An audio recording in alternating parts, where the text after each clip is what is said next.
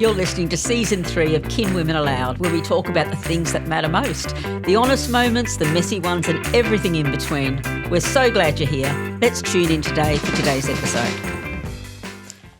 Hello, we're back with Kinwomen ALOUD. It's a podcast made by women, for women, by friends, for friends. It's one of those things we just love to do because it's a chance to chat to women out there and talk to them about what's happening in everyday life. And maybe today is one of those sessions, a bonus session for Season 3. We're going to talk about the highs and lows of 2025. Actually, we should say the highs, the lows, the in-betweens, because most of life is actually made up of the in-betweens. But we think it's such a fantastic thing to do because most of us, we're already rushing through the year, right? Here we are in December, already rushing through and waiting for 2026. But we're going to press pause. Mm-hmm. We're going to think back over what made this year, which includes all of those parts of life, right? And we're going to do a little bit of a chat and reflection. So I've got we're actually all in the studio together. Got Rose Parker, Pen Webb, Amanda Vivieres, and we're all going to contribute today because I think it's something we can all pull off, right? Okay, we think so. There's a lot of voices around this table. So if there's a lot of talking over each other, I will attempt to referee because I will be the one most steady-minded and respectful. She's like, basically, I'm the boss. So one thing I thought, and it's always fascinates me, I don't do this, so it's kind of always fascinates me that, Pen, I know you and Amanda both do a word of the year, and you often use that word as, kind of like maybe a little bit of a lighthouse. I don't know how you use it, but maybe you could tell me about what your word was for 2025 and kind of how it unfolded. Mans, maybe you talk about it first. Sure, I love the word lighthouse, but for me, it's probably a similar sentiment, but it's almost like an anchor. And as the highs and lows of every year and the in-betweens come, the reminder of the word helps me set my course, like the plumbing of where I'm going and what that looks like, even when there are rough seas. So I don't know, I feel a little bit embarrassed to say my word. Haven't really said it out publicly this year ever. This is the year for 2025? Yeah, and I normally talk about my year, particularly like I've been writing a blog for 20 years. I write books, and an end-of-year review process is probably 10 of my books is about that. So it's like it's my big thing. But this year my word's a bit weird. Come on. Speak it up. I know it's a bit weird, but I don't know. What I find is my word of the year is a word that surfaces, and often it can be a bit uncomfortable. Just say the word. Oh, it's my word for 2025 has been rebirth. Okay. Oh, you're so funny how that we took so long to get there. Why is that and a that was funny because word? you really saw it as being a new season. What were you thinking? Yes, so we went away to Africa. I knew that things had to change. Last year was incredibly tough. Okay. And I really wanted to bring new words to pass. We've talked a lot in this season about perimenopause. They do say that is a time of rebirthing, of renewing. And so for me, I really wanted to come back to looking at every sphere of my life and recentering on what was important. And that's what I've done. I've been really intentional about it. We moved house. I've changed work practices, worked really hard on our exercise rhythms, and yeah. So it was important for you. It was an important little kind of something that gave a bit of a frame to your 2025. Yeah, and it often made me reflect on what I'm doing and to come back to change. Yeah. Accepting that was part of the year. What about you, Pam? What was your word? Okay, my word for 2025 is, the end of the year now, play. And I'll tell you how that came out. Yeah, so that word came out of my son and daughter-in-law had lived with me. They left earlier this year. Had lived with me for 18 months. But anyway, so it was Christmas, kind of New Year, which is the time I do my reflection. And my son always sits out the front of the back of the house with me in the morning because he gets up early. I get up early and I'm usually out there. I've got my breakfast, my cup of coffee, and at some point he joins me. Anyway, I was reading this thing about this couple who travel a lot and they said, yeah, we're living an unbuttoned life. So I turned to my son Jackson and I said to him, Jackson, would you say that I live an unbuttoned life.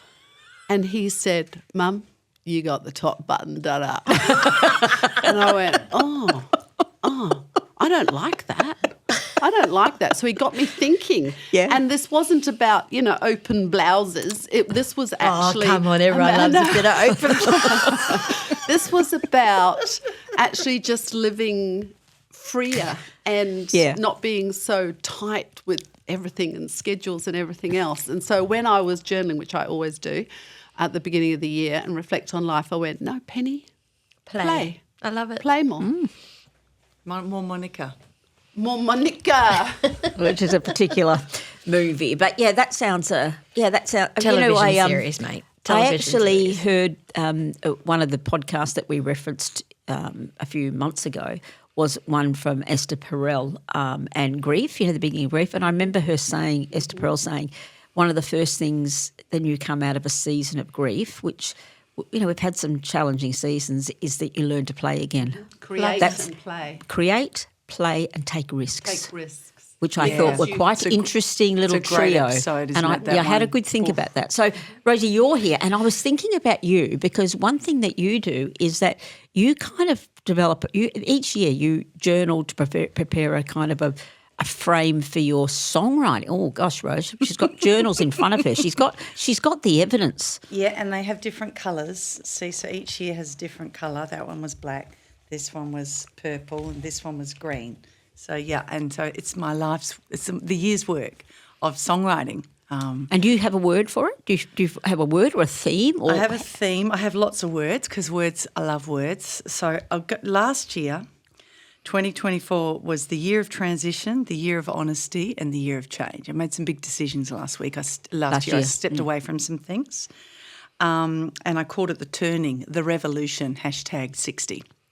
Wow. So good. And my catchphrase was less whinging and more working. So I had to make some decisions. And I was listening to something this week. It was talking about the agony of being in a space where you're not making a decision and you're just in the agony of it. And it's like, actually, it was our new friend, was Dr. Langer. She's like, you make a decision. That's your choice. That's your power. There's two decisions. You're going this way. We're going this way. There'll be a consequence of both of those. You're the one who decides which one it is. But not making the decision, that's agony land. So I also had on this on 24, this was a fallow year for songwriting, but that's okay. I was recalibrating, so minimal performing. Okay. Yeah, I actually did some big performance. Like I did that big performance over East. And it was sort of a final summation. So this was 2024? This was last year. Okay. And I did less but more as well, which was kind of what I wanted to do. So 2025, just similar to how you were saying, Pen, was like follow joy, follow curiosity and compassion and kindness.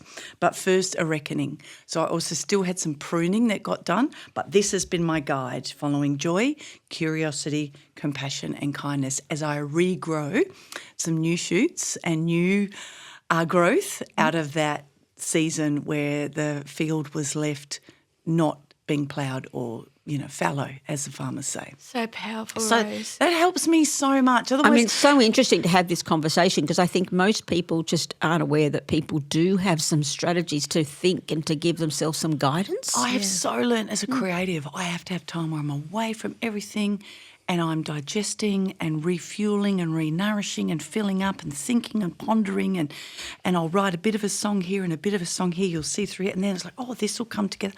I have to give that time. Yes. Beautiful. That's the difference between being an entertainer and being a creator of content for me, which is songs. Yeah. Yes. And then when those songs bubble up and arrive, they're a reflection of what I've been learning, of what I've been thinking, of what I've been hearing, of what I've been watching. And, And I think that's why I always find your lyrics incredibly challenging and provoking, and they're beautiful. And I think it's because they're not coming out of a rhyming, a rhyming little attempt that I better come up. No, it's not cliche. You feel it's coming from somewhere. So all of what you're saying just makes a lot of sense to me about when I hear your work. Oh, good, thank you. So that's quite beautiful, isn't it?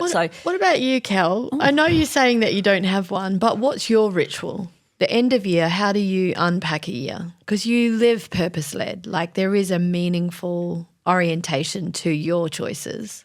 I do, but I think what I do is I do actually think about the year ahead. I don't kind of have a kind of a word concept for me. I think I most often think about where's my energy going to go in the next year to come. I think about where's my energy.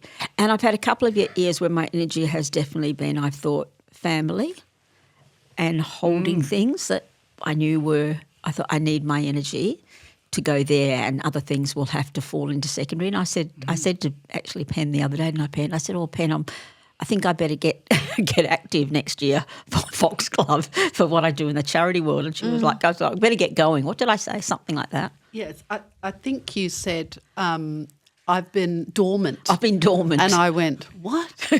Kelly, what?" And then you tell me how many funds you forwarded to the self-help groups in Rwanda, and I'm going, "You haven't been dormant." But I feel like next year I feel like that's my energy and what I've got to bring. It's like you want to bring a legacy, like you want to lean into it. I want to lean into that Great. in 2026. So I think Prioritise. That's right. That's what I was getting, priorities. I feel like you've got like 3 life coaches sitting here, like intently staring into your eyes. Ooh, but Anything else you'd like to explore? No. I don't explore anything else. But I was thinking, it's good to talk about it, because I think we don't always talk about this idea. What does it mean to live intentionally? Like, what does it mean? Because people, I think it means to, every day weighing up what shall I do, but it's actually almost like giving yourself time to think. What have I got for next year? What's going to need me? What am I choosing to put myself into? And what I want that to look like, play and rebirth and, finding curiosity. What do I want it to look like? And then don't let go of that. Because you know what? If you've got to kind of have some framework to live. Otherwise, you just float and you look at the end of a year and think, what happened? So I think everyone else's priorities become yours. Yeah, become yours. So I think it's a really nice conversation. So let's just have a bit of a think about what were the highs and what were the challenges that happened in the year that has come and gone, almost gone for all of us. What would you say is a real high, Rosie? Let's start with you. What was like a beautiful thing that came out of 2025? Time with my husband. Yeah, because I sort of stepped back from a few things and I really wanted time with him. Maybe it's part of that getting older, but he's a very lovely human and I really love time with him, and music is incredible but it takes you away. Okay. Takes you away. So maybe because our time, if we look at it just purely chronologically, we're coming into the last third of our life, and I don't want to spend a lot of time away from him. Wow. So I've had to make a choice. So I'm doing less, but I'm doing more. I'm getting more intentional about the projects. I'm saying no probably 50% of the time. Yeah, it's like your really best hard. yes. Yep. My best yes. Yes, I like that. My best yes. Best yes. Yeah. Okay. Yeah. There we go. So it's not just yes and no, because whatever you say yes to takes from something else. Yeah. But it's like your best yes. I'm going to give you my best yes. Thank you. I'm going to put that in. Best. And it might be in a song, My though. best yeses. Yeah. Yeah, that's a good. So that gave you. So that was actually been. It's actually been lovely. Yeah. Oh, how Absolutely. gorgeous! And we're not going to the Loge yet, are we? But that was really important. I didn't realise, but it was really important for. I thought you said the logette. I didn't know what the logette was. Courgette. I was thinking, gosh, the old logette. She just meant the logette. No. But that, and again, it's listening to intuition, isn't it? Time with him became even more important because he had to deal with some big things this year, and we didn't know they were coming. So there you go. I'll get to that. Yeah, that was pretty fabulous. And what about you, Pens? What's been your highs or? Oh man! Well, I think I know what yours is going to be. Growing into being this nana of little Peter is just a joy. But one of my highs is actually the Kinwomen podcast because it was continuing the story.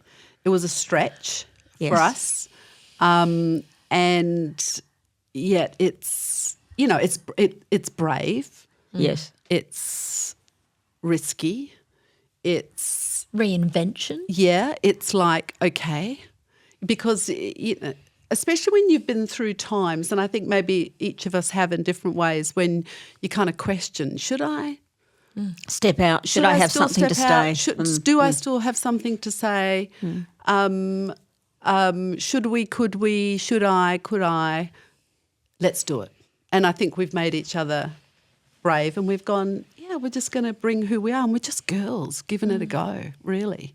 And We've I made think each to other me that's been a absolutely highlight. happy. We've had, it hasn't always been easy each time, but golly, how much do we actually love being together? And And that's what we Oh, the wanted to laughter give. is That was yeah. our A lot of gift. laughter. And we wanted to encourage that with the people that listen. I know it's been a very, very lovely thing. Yeah, Mans, we what hope about you've you? laughed with us as well. Definitely Well, laughed with you, Amanda. Kelly. And what about you, Amanda Viviers? Tell me a hi, tell me a low. Okay, hi.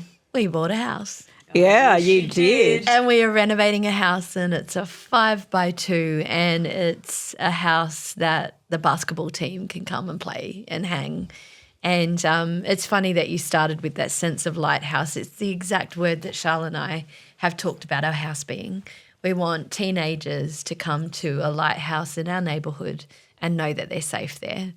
So we're very intentional around hospitality and food, and just a safe place for teenagers to land, which is what my upbringing was. Like, I loved being a teenager amidst lots of angst and big emotions, and, but my house really was a lighthouse in our community, and lots of people felt safe at that place. I know. When you tell me stories, I always think that. I think you would have had that your home. So for you, I think offering that again is probably something deep. And so many a core people thing. came to our house, and so many things. Heath Ledger was in my spa. We have very random stories. There's Heath a claim Ledger. to fame. Yeah, it's like Beautiful. hilarious. Wowie. Anyway, low. What's a low? Was there some lows this year?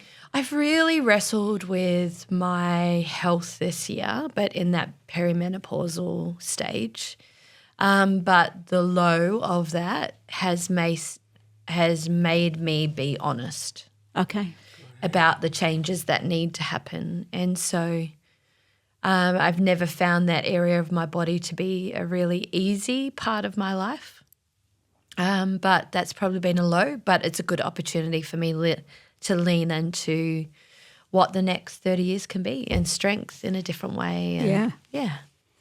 Yeah, they're beautiful things. I think I felt so incredibly privileged this year to spend nearly 3 months in East Africa.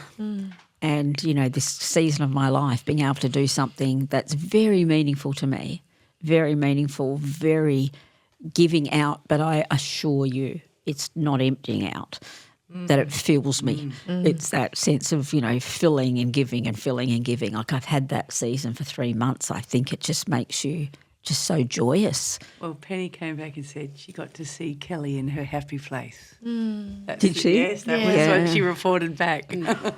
I know, it's just this enormous, it's an overwhelming, I actually do, I just find myself giggly and, just really a girl again. I'm a girl in Rwanda, so it's a really beautiful thing. That's a great line for an opening in a song. I'm just a girl in Rwanda. Girl in Rwanda. So that was a beautiful thing, and it was quite interesting because at this season I've also lost my aunt this year, who was my mum's only sister and my only sibling, and really my only woman or man of that generation ahead of me who was still alive, and I was very close to her. It happened very quickly, and it was a very sudden loss, and it's that sense of I was supposed to be in Rwanda actually when it was all happening, and I just left probably within 6 weeks of her passing and went away. And I've kind of had that sense that 2025 was the, I'll hand over the baton year. That's my year now to go. I'm now that generation for the ones coming behind me, and what I live and the way I live is part of what saying to them, this is what that last third looks like, and it looks pretty darn beautiful. Wow. So, that would be the low and the high. So, what about you guys? What kind of advice would you say to people women out there who are listening about how to prepare for those years ahead, Pen, or the year ahead? I'm not talking just about older age. I'm thinking just the year ahead. Well, I think, a little ritual for me is every year I take the time, usually when we're camping, January, and I take the journal. It's usually Amanda Vivier's key questions, and I ask myself the key questions. Do you really? Yeah, every year. And there have been some difficult years in there, and I have to say there's been a couple of times when I've completed that journey, and it usually takes a few days, and then I have nicely burnt or shredded it and found a camping Have you bin. really? You've burnt the book or got rid of it? Only a couple of years. Yeah, it was difficult, and I just went, But for me, it's actually taking the time to ask the questions that we so often... You're pretty good at that. You actually are. It's And good- maybe it's having good for Man's me, book is 'cause a good guide. I'm industrious girl. Yeah. You see, You've already so got your word for next year, haven't you? I this can tell is- that word. Yeah, and I It's don't... coming out a bit. Yeah, so industrious girl... Is that thing your that- word for next year? No, not I necessarily. don't know. I'm just I am tossing it in. industrious. Yeah. My mum the other day was asked the question, what is alike between you and your mum? To which she replied, well, we're both a bit industrious. And I thought, I like that word. Better than productive or busy or I went industrious because it has like meaning and purpose and scaffold and yeah. Anyway, so what was I saying? So that's what I do every To year. actually do something. And it's not like I don't listen other times of the year, but these are the big questions and more a pathway for the following year. What about you, Rosie? I was going to think about you because I was thinking about whether you came up with this, your framework and that. What do you do? How do you? What gives you that light about what's going to come ahead? I sit probably well and truly after Christmas, maybe even after the New Year started. Yeah. And I would sit and think and feel what that past year was like. And in that sensing, I'll sense what I did really well or what was really good and what was difficult. And when I look at the difficult parts, then I ask myself, what can I do better? What do I need to continue to work on in my healing journey or my craft journey? Like on one of my books here, I had goals, get a great guitar sound, so amp, guitar and pedals. So I did a bit of tweaking around that and connect with other players and learn some classic songs, learn some blues songs. So I will set myself quite specific goals musically. Otherwise you can sort of stay in your wheelhouse. So I always want to be enlarging and growing as a musician. I like that. Correct. I really like that. Correct. Yeah. So I'll set some very practical goals around that. Things I might want to achieve, like certain shows I might want to do. And then I will have a sense of a theme of what I want to be thinking about and writing about. So I already know that next year is going to be Light the Fire. That's what my theme is going to be for next year. Like, because I've had. I'm going to listen. I am looking forward to that. So last year I said it was on fire. I want to light a fire that I light. And I'll be purposeful in setting some goals around that. And there'll be personal goals that I'll set as well, because personal growth. I reckon this is really helpful. Because there you've got the Pen's got a great set of questions that she'll think through. Man's, you've got this sensing, and then you can keep obviously fleshing it out. Goal setting comes out of that sensing. Yeah. And what about you, Mans? What are you going to do? How do you do it? What do you do each year? Awesome. Well, this year for the first You're time. awesome, Amanda. Awesome. Everyone is awesome. It's the singing time of the year in December. Not for me, it's not. In 2024, I created a tool that took the end of year retreat into a month-to-month basis. And so it's called Simplify, and they're different journaling sheets that then create a scaffold for your year. So this year's the first time that I've actually got weekly reflections, monthly reflections and goals and brainstorming that's come from it that I've actually done the whole year. I know. And you guys have got good journaling strength. So I'm going to be able to go back and see themes. And one of the things that I did this year that was really different is I felt like I was meant to create a scaffold for dreams. Yeah. And so I've been journaling my dreams, and I see links back to my dreams that I'm having at night into the changes that I'm making. And in you my don't know, day-to-day. you can't see this. I wish we were videoing this because literally there's books here, a book here which has got all of this laid out. Rose has got journals all laid out like these.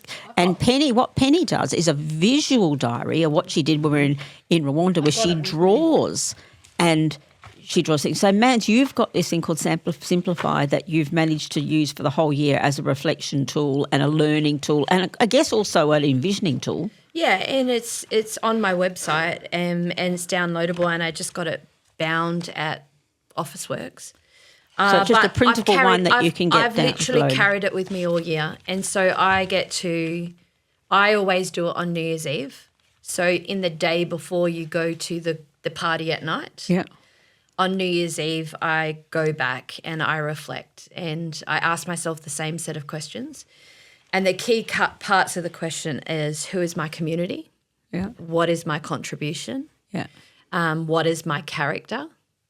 And what are the decisions I'm making for the coming year? And then, but this year I get to actually go through them month by month and week by week to not just kind of make up the story that I might be feeling after a glass of wine. That's very helpful. But I can actually, it's led by data, and the data is my life. So, I mean, I really think these things are, and, you know, this is always this interesting thing to me when people go, oh, gosh, you know, how does life work out for you or something? And I'm thinking, you know, it's not that you don't have the same suffering as people, right? Or this, because we all, it's part of the human condition, right, to have some pain and some suffering. We've all lived it. No one's exempt. But No. you've got to keep navigating your way through it, however it suits you, whether it be writing, singing, writing music, drawing, pondering, doing. I'm a doer, you know, in terms of serving and compassion. Whatever it is, you know, be intentional in it's 2026. intentionality, yeah. Be intentional, find a way, and that doesn't mean every week having to sit down and flog yourself, because this is not it's not an opportunity for beating ourselves up. No. This is actually a forecasting, dreaming of what could be in 2026. So I love all these tools we've introduced. We're going to put them on the website. I'd love to put up, Rosie, a little bit of your journals. I mean, I just think it's helpful for people to see how other people do it, and pen maybe your little diary one, because I thought that was really interesting. Not that I could ever do it, not in my wheelhouse. My little doodles. Your doodles, but they're very interesting. I just think there's just some real beauty. I hope you've loved being with us today. I think we've all loved being here, haven't we? Yeah. Loved it. I love just talking about this last year. About doodles. Yes, and what we and thinking that the year that was has just been so lovely. So have a conversation that matters over Christmas. Have it with the people who you love. Have it with people who are different to you. Yes. As well as people who are the same, because we want to challenge you that 2026, who knows what lies ahead. I love it. I love having you with us. See you next year, Kinwomen Aloud. See you Over soon. and out. Thanks for tuning into Kinwomen Aloud, where real conversations connect us to one another. This episode was recorded at Elemental Sound in Perth with studio engineer Mark Ralph and produced by Natalie Kilner at Mindful Marketing Studio. Be sure to follow Kinwomen Aloud on Spotify, Apple Podcast, and follow our socials for more conversations that matter. Until next time, you are our kin.